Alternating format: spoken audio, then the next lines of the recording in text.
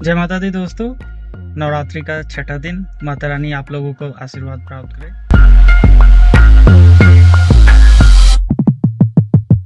तो दोस्तों, छठा लेसन आपके लिए थोड़ा सा लंबा हो सकता है क्योंकि टॉपिक कुछ ऐसा है।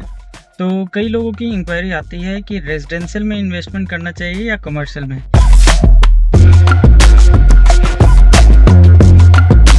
ये काफ़ी वास्ट टॉपिक है, लेकिन मैं शॉर्ट में कोशिश करता हूँ आप लोगों को कुछ इन्फॉर्मेशन देने के लिए।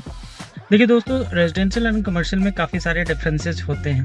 आपको ध्यान ये रखना है, अगर ऑलरेडी आपके पास रहने के लिए घर है और आप उससे संतुष्ट हैं, तो आपको दोबारा रेजिडेंशियल में इन्वेस्टमेंट करना कोई वाइज डिसीजन नहीं हो सकता। लेकिन अगर आप ऑलरेडी रेंट पे रह रहे हैं तो डेफिनेटली सबसे पहले आपको रेजिडेंशियल इन्वेस्टमेंट के लिए ही सोचना चाहिए। कमर्शियल सेकेंड स्टेप हो सकता है आपका। अब आते हैं कमर्शियल के बारे में। अगर कमर्शियल में आप देखें तो कई सारे लिमिटेशंस होती है। सबसे पहले बात ये, छोटी इन्वेस्टमेंट नहीं होती है।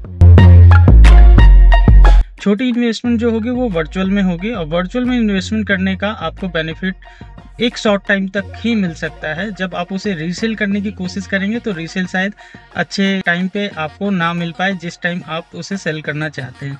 तो एक बहुत बड़ा डिमेरिट होता है कमर्शियल में वर्चुअल स्पेस का। उसके अलावा अगर आप लॉकेबल स्पेस में इन्वेस्टमेंट करने का प्लान कर रहे हैं तो एक डिसेंट साइज होना चाहिए। ऐसा नहीं कि अगर लॉकेबल 200-300 स्क्वायर फीट का भी है और उसमें आप इन्वेस्टमेंट कर ले तो उसमें बहुत अच्छा आपको रिजल्ट मिल जाएगा आफ्टर पोजीशन। मैं बिफोर पोजीशन की बात नहीं कर रहा हूँ, आफ्टर पोजीशन। क्योंकि कई सारे प्रोजेक्ट्स में बिफोर पोजीशन बिल्डर क्या करते हैं, एक चालाकी करते हैं कि टिल द टाइम जब तक उनकी डिलीवरी ना हो तब तक वो आपको एसओ रिटर्न काइंड ऑफ या रिटर्न काइंड ऑफ ऐसा स्कीम बना करके बेचते हैं ताकि उनको मार्केट से फंड उठाना होता है, और उसी में कई लोग ट्रैप हो जाते हैं, फंस जाते हैं।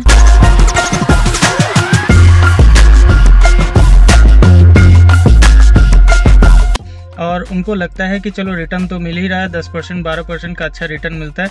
तो कोई भी बिल्डर दोस्तों बेवकूफ़ नहीं होता है। जिस रेट पे आपको बेच रहे हैं वो ऑलरेडी उसमें एड ऑन कर देते हैं प्राइस को, जितने साल आपको उनको रिटर्न देना होता है।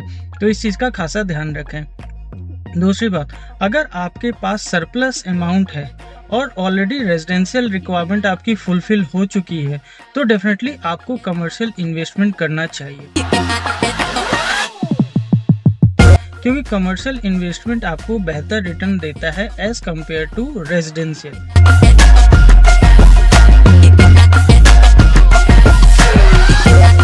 इसका एक एग्जांपल से हम लोग समझ सकते हैं। रेजिडेंशियल लेट सपोज एक 50 लाख रुपए की प्रॉपर्टी है, 2 BHK है। अगर आपने इन्वेस्टमेंट किया है तो लॉन्गर टाइम में वहाँ पे आपको जो एक रेंटल इनकम आएगा वो मेरे ख्याल से 12 से 15 हज़ार रुपये से ज़्यादा का रेंटल इनकम नहीं आएगा अगर इस तरीके की प्रॉपर्टी में आप इन्वेस्टमेंट करेंगे अफोर्डेबल सेगमेंट में तो। और अगर इसका आप ROI निकालेंगे कि आपने जो इन्वेस्टमेंट किया है उसका रिटर्न क्या आया है, तो दोस्तों वो 2.5 से 3% से ज़्यादा का बिल्कुल भी नहीं होगा। और उसके अलावा हर 2 साल 3 साल के बाद आपको अपने प्रॉपर्टी पे रेनोवेशन भी करवाना होगा, पेंटिंग करवानी होगी, टूट फूट होगा, वियर एंड टियर होता है, तो कई सारी और भी चीज़ें होती है। तो 2.5-3% से ज़्यादा रिटर्न आपको रेजिडेंशियल में नहीं मिलेगा।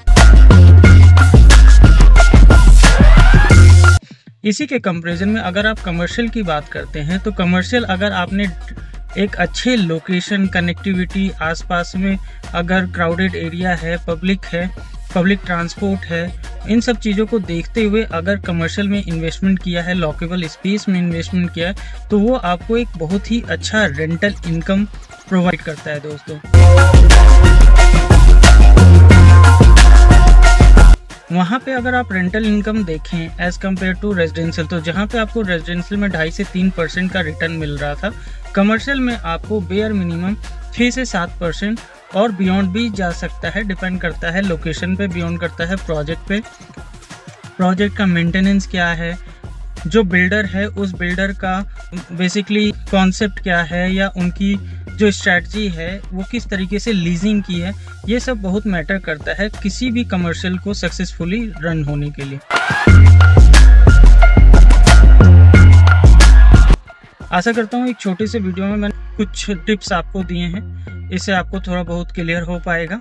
और अगर क्लियर होता है तो ज़रूर इस वीडियो को लाइक करें, सब्सक्राइब करें और हमारे मेहनत को संवारें।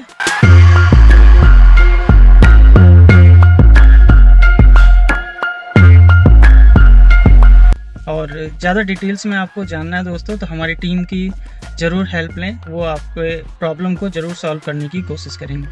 मिलता हूँ एक नई वीडियो के साथ, एक नई इन्फॉर्मेशन के साथ। टिल देन, जय हिंद, जय भारत दोस्तों, जय माता दी। Thank you.